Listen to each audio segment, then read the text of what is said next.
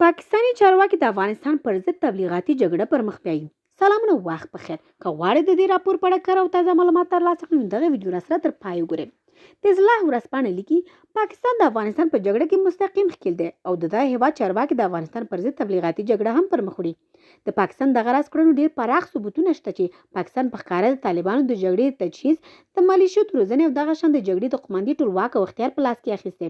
د لیکوال په باور همدا لامل دی چې د پاکستان ملیشې او افسران د طالبانو په جامه کې راځي او د افغانستان پر ضد جګړه توده کړې ده. لیکوال لیکي د پاکستان د کورنۍ چارو وزیر شیخ رشید وړمه ورځ اسلام آباد کې خبریالانو ته وویل چې ګواکې پاکستاني طالبانو په ګډون ځینې ډلې د پاکستان ضد فعالیتونه ترسره کوي او افغان طالبان باید مخ ونیسي چې دغو څرګندونو په افغانستان کې توند غبرګونونه راپارول دي. افغانستان ورځپاڼې هم د پاکستان د کورنۍ چارو وزیر د وروستي څرګندونو په اشاره کې لیکي کابل باید په دې اړه له اسلام آباد سره خبرې وکړي او یو حل لارې ته ورسره ورسیږي.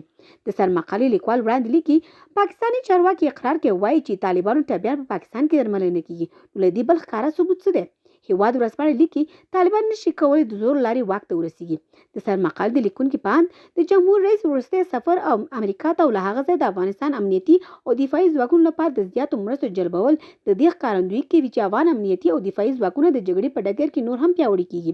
په سرمقاله کې وړاندې راغلي چې د امریکا تازه مرستې له هوایي ځواک سره د افغانستان هوایي ځواک نور هم پیاوړی کوي او هغه جګړه چې طالبان د قدرت نیولو لپاره پیل کړي داسې ښکاري چې قدرت ترلاسه نه کړي. د سرمقالې لیکوال په پای کې وړاندیز کوي چې جګړه د حل لاره نه ده او که هر څومره دواړه خواوې پیاوړې شي جګړه ګرمیږي او په پایله کې هم وګړي وژل کیږي. تر بلې ویډیو په لاس سپارم. زموږ یوټیوب چینل درسره سبسکرایب کړئ.